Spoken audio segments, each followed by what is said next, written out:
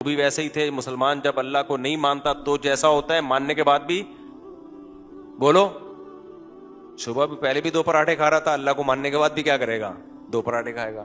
پہلے بھی گٹکا کھاتا تھا, اللہ کو ماننے کے بعد بھی کیا کرے گا؟ گٹکا کھائے گا. جب اللہ پہ ایمان نہیں تھا تو بھی جمعہ پڑھ لیا کرتا تھا. ہو سکتا ہے میں بھی, ہو سکتا ہے اللہ نکل آئے قیامت کے دن, ہفتے میں 1 دن نماز پڑھ لو. جب اللہ پہ ایمان لے آیا دلائل کی دنیا میں تو بھی کیا کر رہا ہے؟ جمعہ ہی پڑھ رہا ہے. تو اس لیے اتنا کافی نہیں ہے کہ ہم اپنے نظریات کی اصلاح کریں. انسان کو تربیت کے لیے پریکٹیکلی اصلاح کی ضرورت ہے. ہمارے نبی نے صحابہ سے روزے رکھوائے ہیں, ہمارے نبی نے صحابہ سے خواہشات کی قربانی دلوائی ہے, میدان جنگوں میں لا کے لڑوایا ہے صحابہ کو. تو انسان کی اصلاح صرف بیانات سننے سے نہیں ہوتی میرے بھائی, یہ بھی ایک بہت بڑا حصہ ہے. پریکٹیکلی کچھ کرنا پڑتا ہے. تو اب آپ نا پریکٹیکلی کچھ کرنا شروع کر دیں. اور اس میں جمعے میں جو بیان چلا رہا ہوں نا, پہلے اپنی خوراکوں کو ٹھیک کریں, کیونکہ خوراکیں جس قسم کی چل رہی ہیں اس سے سستی کے علاوہ کچھ بھی حاصل نہیں ہوگا. جس آدمی کو اپنے منہ پہ کنٹرول نہیں ہے نا, خواہشات پہ کنٹرول ہو ہی نہیں سکتا. تو اپنے لائف اسٹائل کو بھی چینج کرو میرے بھائی. آڑے ترچے ہو تو سیدھے ہو جاؤ, ٹیڑھے میڑھے چل رہے ہو. اور دوسری بات یہ کہ خواہشات کی قربانی دینا سیکھو. تو خواہشات کی قربانیوں کے بہت سارے پیکج ہیں اسلام کے پاس, لیکن اسلام نے خواہشات کی قربانی کے لیے جس پیکج کو سب سے زیادہ ویلیو دی ہے وہ روزہ ہے. میں نے وہ بیان کیا تھا 10 روزے رکھیں, اور میں نے کہا میں نے بھی رکھ لی الحمدللہ. تو لوگوں کے کمنٹس آئے ہوئے تھے, یار 2 روزوں کے بعد حالت خراب ہو گئی, کسی کام میں دل نہیں لگ رہا, یہ وہ وغیرہ وغیرہ نا, پتہ نہیں کس مصیبت میں ڈال دی. اس طرح کے نا آڑے ترچے سے آ رہے تھے, انہوں نے چھوڑ دیے ہوں گے پھر. تو دیکھو جب بھی کوئی کام شروع میں کیا جاتا ہے نا تو یوز ٹو ہونے میں ٹائم لگتا ہے, عادت ڈالنی پڑتی ہے. 2-4 دن کی تکلیف ہے, پھر آہستہ آہستہ عادت ہو جاتی ہے. لیکن کچھ خواہشات کی قربانی دینی پڑے گی. پیڑے کھا کے دین اور مذہب پہ نہیں چلا جاتا. کہ لڈو بھی کھاتے رہو, گٹکے بھی کھاتے رہو, سگریٹ بھی پیتے رہو, شراب بھی پیتے رہو, لڑکیوں کو تاڑتے بھی رہو, فحش فلمیں بھی دیکھتے رہو. بے میرا خدا پر ایمان ہے, میں ڈورمن پہ لعنت بھیجتا ہوں. میں کس کو مانتا ہوں؟ مفتی صاحب نے انڈوں والی مثال بڑی زبردست دی تھی. تو پھر تو کس نظریے کی اصلاح ہی ہوتی رہے گی, عمل تو کچھ بھی نہیں ہوگا. تو اسلام کو تو عملی لوگ چاہیے, عملی لوگ قربانی کے بغیر نہیں. اور ایک آخری بات, کچھ خواہشات ایسی قربان کرنی پڑتی ہیں کہ وہ ایک کنٹینیو ایک لمبے ٹائم تک قربان کرنا ممکن ہی نہیں ہے. کچھ خواہشات ایسی ہیں وہ آپ کی باڈی کی ریکوائرمنٹ ہے. جیسے میں آپ سے کہتا ہوں روزہ رکھو, آپ کہو گے ٹھیک ہے جی روزہ رکھ لیں گے, ہم بھوکے پیاسے رہ لیں گے. لیکن میں کہوں کہ آپ افطاری بھی نہ کرو, سحری بھی نہ کرو, رکھو, تو آپ بولو گے 2-3 دن کے بعد آپ بولو گے بس کرو, مر رہے ہیں بھائی, برداشت سے باہر ہو رہا ہے.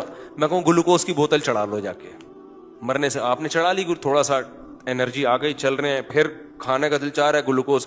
4-6-8 دن کے بعد آپ کا تقویٰ ٹوٹے گا, آپ بولو گے ایسی کی تیسی, یار میں یہ مذہب کو مانتا ہی نہیں, باغی ہو جاؤ گے مذہب کے. اسی طرح یاد رکھو جیسے پیٹ کی خواہش روٹی ہے نا, ایسے ہی مرد کی خواہش عورت ہے, عورت کی خواہش مرد ہے. یہ باڈی کی ریکوائرمنٹ ہے, یہ کوئی ڈاکٹروں نے نہیں ہم کو سکھایا. تو باڈی کی جو یہ ریکوائرمنٹ ہے, اگر یہ حلال طریقے سے پوری نہ ہو تو ایک حد تک آپ بد نظری سے, فحش فلموں سے, ہینڈ پریکٹس سے, زنا سے ایک حد ہوگی. اس کے بعد جو آپ کا تقویٰ ٹوٹے گا نا تو آپ محلے کے وہ بدماش بن کے دکھاؤ گے جو اس کائنات میں کبھی پیدا. میں نے ایسے لوگ دیکھے پرہیزگاری میں نکاح نہیں کیا اور بہت نیک پرہیزگار, کبھی دیکھا بھی نہیں, اور اندر کی خواہش جمع ہو رہی ہے. جب ان کا تقویٰ ٹوٹا ہے نا تو ایسے بدماش بنے ہیں کہ آپ کی سوچ ہوگی. اس لیے اسلام نے جہاں بے حیائی کو حرام قرار دیا اتنی ہی اسپیڈ سے حلال پر زور بھی لگایا ہے, حلال کو فوکس بھی کیا ہے. بھائی یہ صرف یک طرفہ کاروائی نہیں ہے کہ بچنا ہے, کیونکہ یہ تو نیچرل ہے نا. تبھی آپ دیکھو نا اسلام نے روزے کا حکم دیا رکھو, لیکن افطاری میں جلدی کا بھی تو حکم دیا نا. اللہ کو پتا تھا جلدی افطار نہیں کریں گے, میں کہوں گا مستحب یہ کہ 3 گھنٹے بعد روزہ کھولا جائے. تو کتنے لوگ مستحبات پر عمل کرتے, ہو سکتا ہے 3 گھنٹے بعد روزہ کھول کے آپ کہتے بس اللہ آخری روزہ تھا, آج کے بعد مجھ سے روزے کا کبھی بھی نہیں کہنا. پھر رمضان کا روزہ رمضان کے روزے میں 30 روزوں کے بعد پھر عید کا دن بھی رکھ دیا کہ بس بھائی بہت ٹینشن ہو گئی, اب عید کا دن ہے, اب خوشی مناؤ. تھوڑا سا وہ ٹینشن کیا ہوگی اب تمہاری. دین فطرت ہے نا, ہماری باڈی اور ہمارے جو جذبات ہیں ان کا بھی خیال کرتا ہے نا اسلام. تو اسی طرح یاد رکھو, ہمارے ہاں خانقاہوں میں بزرگان دین کے ہاں بد نظری کے خلاف تقریریں بہت ہو رہی, ہونی چاہیے. تبلیغ میں جاؤ تو سکھایا جاتا ہے یہ نہ کرو, وہ نہ کرو, انٹی کو نہ دیکھو, فلانی کو نہ دیکھو, اور ایسی ایسی روایتیں بھی سنائی جاتی ہیں. جس نے کسی انٹی کو دیکھا پتہ نہیں سر میں کیل ٹھوک دی, جیسے کچھ اس طرح کی بھی کچھ روایت ہے نا, تو ایسے ایسے سلبا ڈر جاتے ہیں. اب لیکن پراٹھے تو کھا رہے ہیں. جو ہارمونز کی سیٹنگ ہے وہ تو آؤٹ ہو رہی ہے نا. ہارمونز کسی کے چچا کا نام نہیں ہے, ٹھیک ہے نا. جو آپ کے جو ہارمونز ہیں, چاہے عورت ہو یا مرد ہو, وہ تو پیک پر پہنچے ہوئے ہیں. وہ تو تبلیغ میں نکل کے یا خانقاہ میں جا کے اور اچھے ہو جاتے ہیں. وجہ اس کی ہے کہ جب انسان دین پہ چلتا ہے تو صحت خراب نہیں ہوتی بلکہ صحت اچھی ہو. تو جتنی اچھی ہوگی اتنے ہارمونز اور بڑھیں گے. اعتکاف میں لڑکے بیٹھتے ہیں نا, کہتے ہیں ہم آئے تھے بے حیائی چھوڑنے کے لیے, یہاں تو ہمیں اور زیادہ خواہش پیدا ہو گئی ہے. میں کہتا ہوں بھائی مسجد کے ماحول میں تو یہ صحت اچھی ہوتی ہے, انسان کی روحانی قوت ملتی ہے, تو اور صحت اچھی ہوگی. تبلیغ میں نکل کے اور صحت اچھی ہوگی, جتنا دین پہ آؤ گے اور صحت اچھی ہوگی. تو یہ جذبات کم نہیں ہوں گے, بلکہ یہ دنیا دار لوگ ہیں, ان میں جذبات نہیں ہوتے. ہارمونز ان کے, یہ تو میڈیسن کھا کھا کے تو ان کے تھوڑے بہت 2-4 ہارمونز پیدا ہوتے ہیں, جس سے یہ فوراً فائدہ اٹھا لیتے ہیں کہیں یہ بھی نہ غائب ہو جائے. اصل تو صحت ہوتی دیندار لوگوں میں ہے, روزہ رکھنے والوں میں, نماز پڑھنے والوں میں, تہجد گزاروں میں ہوتی ہے. تو اب ان کا ہمارے یہاں حل یہ بتایا جاتا ہے کہ نظر کی حفاظت اور فحش فلمیں چھوڑ دو, 100% چھوڑو, لیکن فوراً اس کا آلٹرنیٹ تلاش کرو.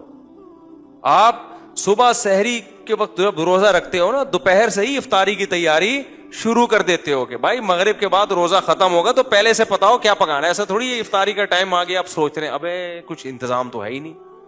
تو فحش فلمیں بھی چھوڑو بھائی, اور یہ سارے الٹے کام چھوڑو, لیکن فوراً پہلے نکاح کا انتظام کرو. اور اس میں جو رکاوٹیں آئی ہیں لات مار کے اڑا دو ان رکاوٹوں کو, ایسی کی تیسی. یہ لفظ سیکھ لو, ایسی کی تیسی, بہت زبردست لفظ ہے. کوئی کسی کا باپ نہیں روک سکتا ہے یار, تو کرو نکاح. کوئی کسی کا باپ میں طاقت ہی نہیں ہے ہمیں روک کے دکھائے. تو یہ اس میں آپ کو جب تک کانفیڈنس پیدا نہیں ہوگا تو گندگیوں میں گھسے رہو گے, اور اتنا اندر گھس جاؤ گے کہ نکاح کے بعد پھر یہ گندگیاں نہیں چھوٹتی. ہم ایسے لوگوں کو جانتے ہیں زنا کے عادی ہو گئے, شادی کے بعد کہتے ہیں زنا نہیں چھوٹتا ہم سے. ان کی فیملی لائف بہت خراب ہو جاتی ہے, برباد ہو جاتی ہے. تو اس پیک پہ پہنچنے سے پہلے کر لو نا. تو میں یہ کہہ رہا ہوں نظریات کی اصلاح کے ساتھ ساتھ تھوڑا عملی اصلاح بھی کرنا شروع کر دیں. نماز چھوٹتی ہے, جرمانہ لگائیں اپنے اوپر. اپنے آپ کو ایسا ڈھیلا نہ چھوڑیں کہ بھائی چلو کل سے میں فجر پڑھوں گا. اب کل تو آئے گی نہیں کبھی. آپ ابھی لکھو بھائی کل اگر فجر کا ناغہ ہوا تو ناشتہ ختم. کچھ تو سزا دو نا. 3 دن ہو سکتا ہے ناشتہ بھی نہ کرو, فجر بھی نہ پڑے. شیطان کہے گا تیرا ناشتہ تو ہو نہیں رہا, فجر بھی گئی ناشتہ بھی گیا, تو چل ناشتہ شروع کر دے. نہ بھائی سزا پہ قائم رہوں گا. ناشتہ اسی دن ہوگا جس دن فجر پڑھوں گا. فجر گئی تو ناشتہ دوپہر 1 بجے سے پہلے کچھ کھانا ہی نہیں ہے. کچھ تو سزا دو, کچھ تو تھوڑا سا تھپڑ مارو اپنے آپ کو.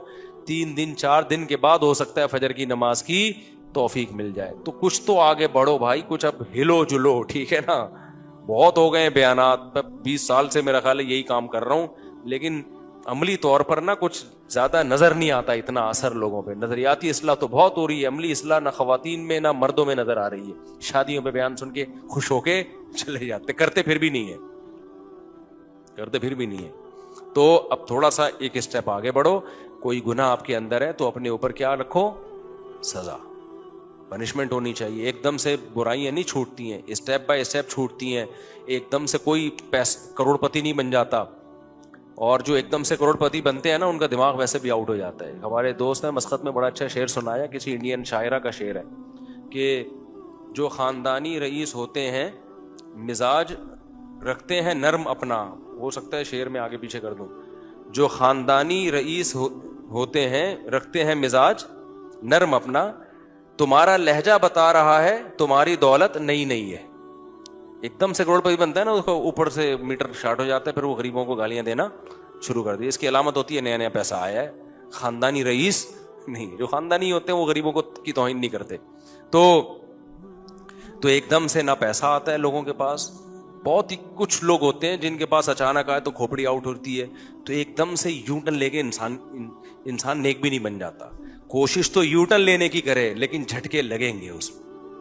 ایسا نہ ہو کہ آپ کہیں میں ایک دم سے نہیں, میں تھوڑا تھوڑا ہی بنوں گا, پھر تو بنو گے ہی نہیں.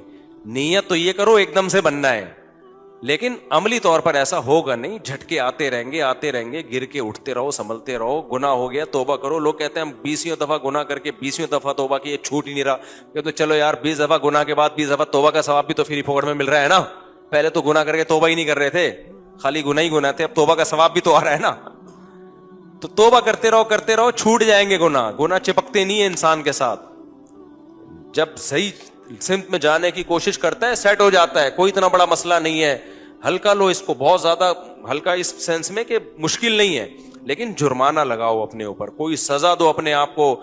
جب گناہ ہوگا تھوڑی سی سزا اپنے آپ کو چپت لگانی پڑے گی, اور پھر بے شک ہو جائے پھر دوبارہ چپت لگا دو, پھر ہو جائے پھر. جب میں گارنٹی سے کہتا ہوں جو اپنے آپ کو سزا دے گا نا اس سے گناہ چھوٹیں گے.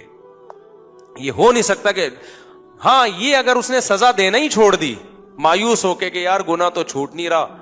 ایک آدمی کو عادت تھی برے کام کی. میں نے اس سے کہا جب یہ برا کام ہو 10 رکعت نفل پڑھو کھانا کھانے سے پہلے, کیونکہ ایسا نا پوری زندگی میں جب چاہو 10 رکعت نفل پڑھ لو, ایسا نہیں ہو. میں نے بولا کہ عشاء کا کھانا اس وقت تک نہیں کھاؤ گے جب تک 10 رکعت نفل نہ پڑھ لو, اور دوبارہ گناہ ہونے سے پہلے نہ پڑھ لو. تو وہ گناہ کرتا, 10 رکعت نفل پڑھتا, پھر گناہ کرتا, پھر 10 رکعت نفل پڑھتا, پھر گناہ کرتا. مجھے کہہ رہا یار یہ تو میں نے کہا دیکھو کمی آئے گی, ایسا نہیں ہوگا جتنی دفعہ پہلے کرتے تھے اتنی دفعہ ہو رہا ہے, اس میں کچھ کمی آئی. کہہ رہے ہاں پہلے اگر یہ 6 دفعہ گناہ ہو رہا تو اب 4 دفعہ ہو گیا ہے. میں نے کوئی بات نہیں, کنٹینیو اسی کو چلاؤ. 4 سے 3 پہ آؤ گے, 3 سے 2 پہ آؤ گے, 2 سے 1 پہ آؤ گے, پھر ہو سکتا ہے مہینے میں ایک دفعہ ہو. شیطان کہے گا یار چھوٹا تو اب بھی نہیں نا, مہینے میں ایک دفعہ تو ہو ہی رہا ہے نا. تو شیطان کو بولو کہ بھائی جب اتنی دفعہ ہو رہا تھا اب مہینے میں ایک بار پہ آ گیا ہوں, اس کا مطلب کمی آ رہی ہے, انشاءاللہ 2 مہینے میں ایک بار پہ آئے گا. اور جب ایک دفعہ سمت صحیح ہو جائے نا, ٹریک صحیح ہو جائے, تو منزل تک اللہ پہنچا ہی دیتا ہے. اور ویسے بھی بھائی حضرت مفتی تقی صاحب کا بڑا پیارا شعر ہے کہ وہ بڑا زبردست شعر ہے نا کہ یہاں تو عین منزل ہے تھکن سے چور ہو جانا, قدم ہو راہ الفت میں تو منزل کی ہوس کیسی. بڑا پیارا شعر ہے حضرت کا. راہ الفت میں یعنی محبت کی راہ میں جب آپ نے قدم چلا لیے نا تو پھر ہمیں منزل نہیں, ہمیں وہ چلنا ہی اچھا لگتا ہے. قدم ہو راہ الفت میں تو منزل کی ہوس کیسی, یہاں تو عین منزل ہے تھکن سے چور ہو جانا. منزل پہ پہنچنے کے جو راستہ ہے نا اسی میں تھک ہار کے بیٹھ جانا, یہی منزل ہے. تو جب آپ اللہ کی طرف چل پڑے نا تو بے شک گناہ نہیں بھی چھوٹے, ٹریک سیدھا ہو گیا نا. تو بس ٹریک سیدھا ہونے کا مطلب اللہ کی رخ تو اللہ کی طرف ہو گیا نا بھائی, بس اللہ اسی کو قبول کر لے گا. ہمیں تو اللہ کو راضی کرنا ہے نا. اللہ کہتا ہے بھائی تو گناہوں کے ہاتھوں ہتھیار نہیں ڈالے, کوشش میں لگا رہا, تو اللہ ہو سکتا ہے اسی کو قبول کر لے کہ چل بھائی تو نے کوشش تو کی ہے نا, چل جانا. ہمارا مقصد تو اللہ کی رضا ہے نا. تو ہم اسی راستے میں ہی تھک کے چور ہو کے مر جائیں تو کوئی بات نہیں. ہم اللہ سے قبر میں کہہ سکتے ہیں اللہ اپنی کوشش میں لگا ہوا تھا, آخری سٹا میں نے ہفتے کے دن لگایا تھا, اتوار کو میری موت ہو گئی, میرا پلان یہ تھا کہ یہ ہفتے والا سٹا بھی میں نے چھوڑنا ہے. مہلت ہی نہیں دی, تو نے اٹھا لیا. تو ہو سکتا ہے اللہ کہے چل بھائی تو پہلے مہینے میں 6 سٹے لگاتا تھا, تو نے اس دن مہینے میں 1 سٹا لگایا اور تو مر گیا, تو ٹھیک ہے تو گناہ چھوڑ کے تو نہیں آیا لیکن تیرا ٹریک صحیح تھا. ہو سکتا ہے تو اللہ تعالیٰ تو امید ہے بخش دے گا کہ چلو یار صحیح ٹریک پہ آ تو گئے نا. لیکن اگر آپ نے ہتھیار ڈال دی اور آپ نے کہا مجھ سے نہیں ہو رہا, تو اللہ کہے گا انلزمکموہا وانتم لہا کارہون. قرآن میں اللہ کہتا ہے تم چاہتے ہو کہ جنت میں نہ جاؤ اور تمہیں زبردستی گھسیٹ کے لے جائیں, ایسا نہیں ہوگا بھائی. جس نے گناہ پہ ہتھیار ڈال کے کمپرومائز کر لیا اٹ مینز اس نے جہنم کو کمپرومائز کر لیا ہے. تو جب آپ جہنم سے نہیں ڈرتے ہو تو اللہ بچائے گا ان لوگوں کو جو جہنم سے ڈرتے ہیں. سمجھ میں آ رہی ہے کہ نہیں آ رہی؟